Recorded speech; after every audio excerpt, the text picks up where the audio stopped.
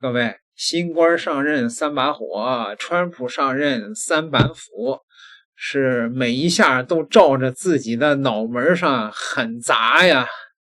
川普现在呢，犹如街头流氓，虚空造牌，讹诈全世界，失败以后，现在是急得如热锅上的蚂蚁呀。中国作为带头大哥啊，出来就是抵抗强权，收保护费啊，我不交。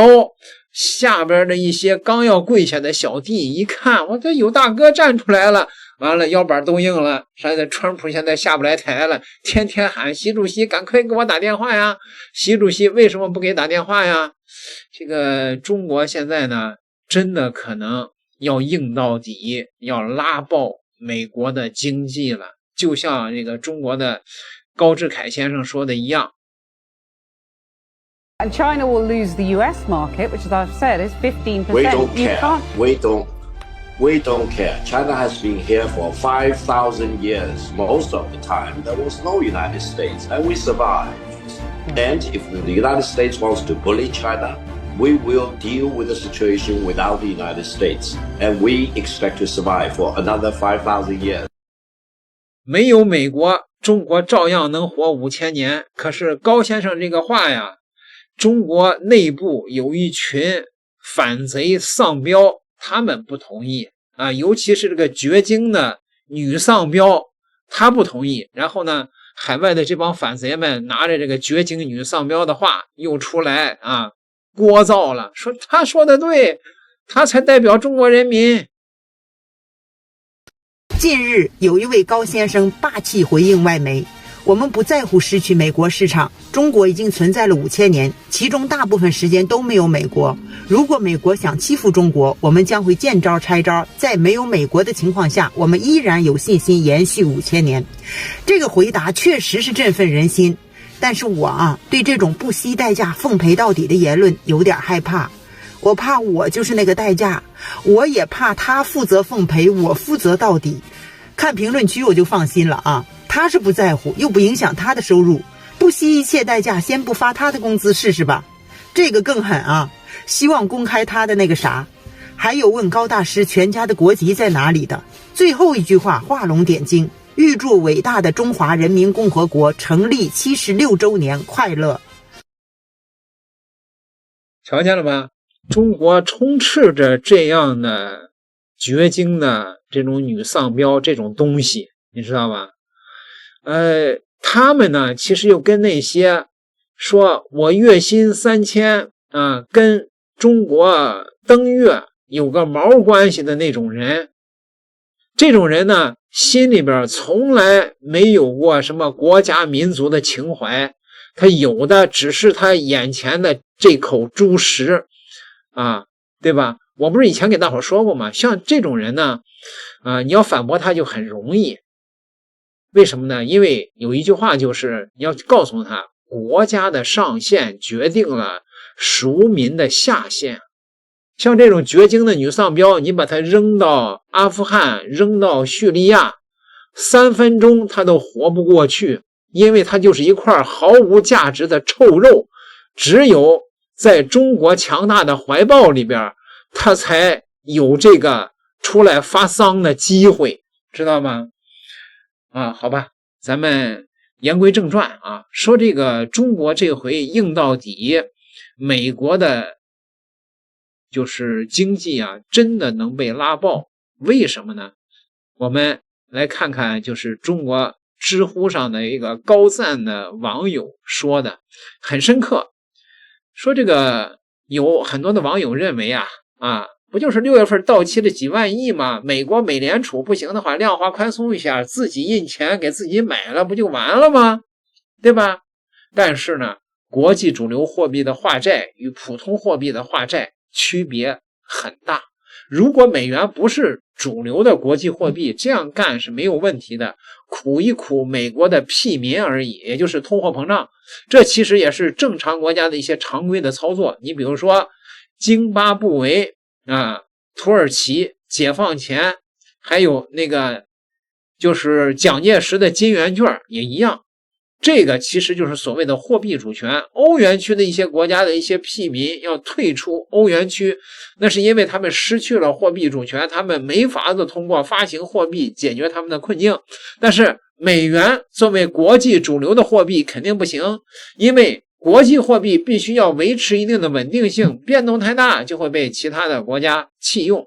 这和一般的货币如果贬值厉害被他们的国民弃用是一回事儿。在一个国家内，因为国家暴力的原因，老百姓无法轻易的弃用货币，但是在国际上，你美国的暴力并不能制约别国呀，所以你凭空突然印出几万亿的美刀出来，必然会导致买家抛售美元债券，不但抛售这次到期的美元债券，还有抛售所有的美元债券。这样的话呢，你美元债券就全部崩盘了，因为你美元急剧贬值，国际上的美元没人要了，国际美元就会回灌美国，导致美元的再一次的急剧贬值，10倍甚至是100倍、1000倍的贬值。92年俄罗斯的休克疗法，卢布就出现过这样的情况，官方的汇率贬值1/10，而实际贬值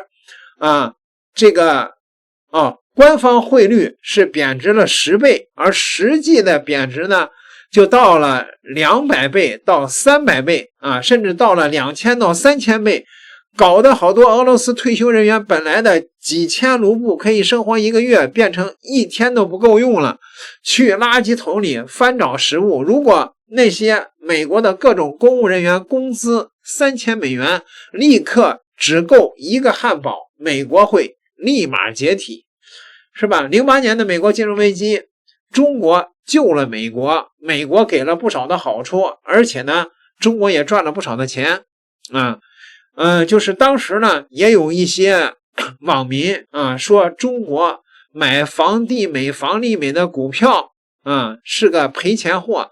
你要知道，中国那个时候买的是价值6742亿美刀的股票，很多大聪明痛骂中国的主权基金卖国求荣，不如满清政府可是呢，他们不知道那个时候中国拿两房的股票的平均价格才40美分，到了12年的时候这个两房股票就恢复到了 4.4 美元了，这赚了多少倍啊？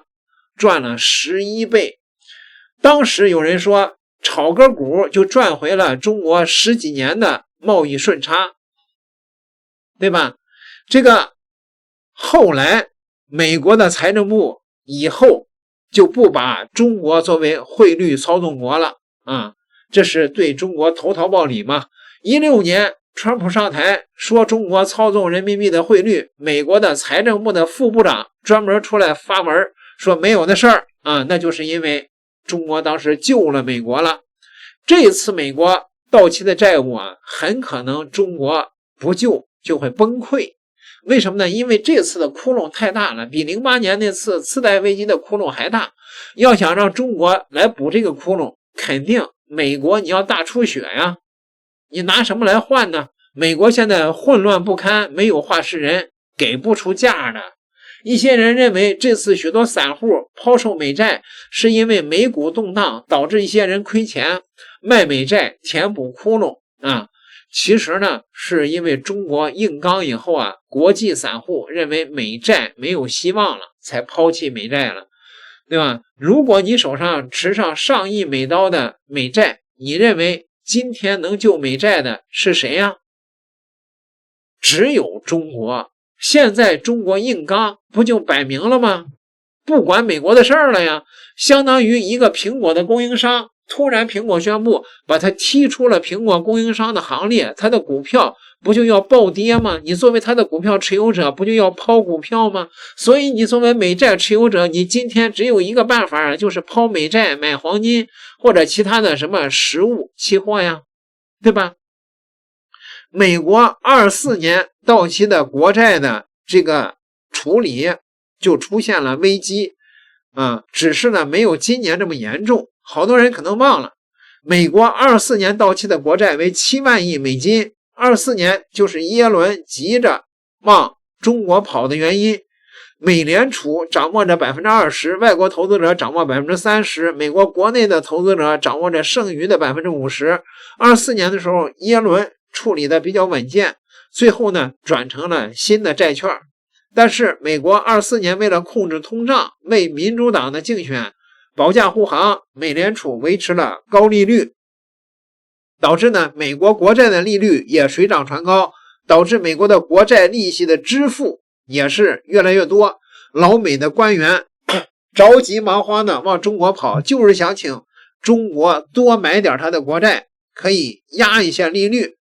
24年川普竞选成功，拜登呢处处给他埋雷啊，经济上呢更是如此。25年本身到期就9万亿啊，就比24年更加压力山大，再加上川普想来个霸王硬上弓，硬逼各个国家直接的无偿吞下美国庞大的国债，那就是耍无赖，直接将美债危机暴露出来了。意思不就是告诉买家，你老美还不起了吗？这样国际用户包括美国国内的散户都怕了，是吧？那如果是下边到期美债转新债啊，以及新国债的销售，如果没法和中国达成协议，必然难以为继。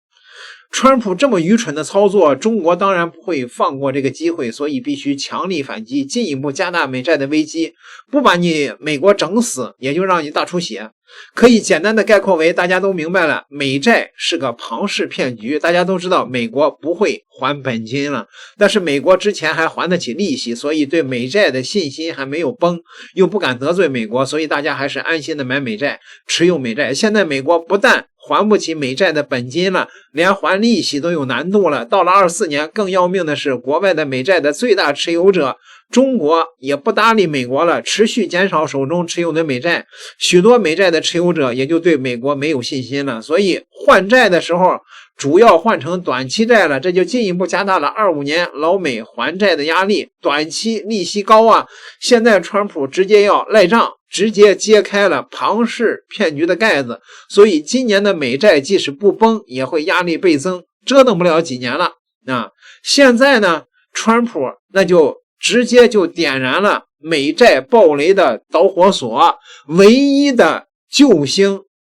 中国如果不接这个雷的话，那美国直接就会被拉爆。你觉得中国现在还会出来救美国吗？美国能拿出什么来交换呢？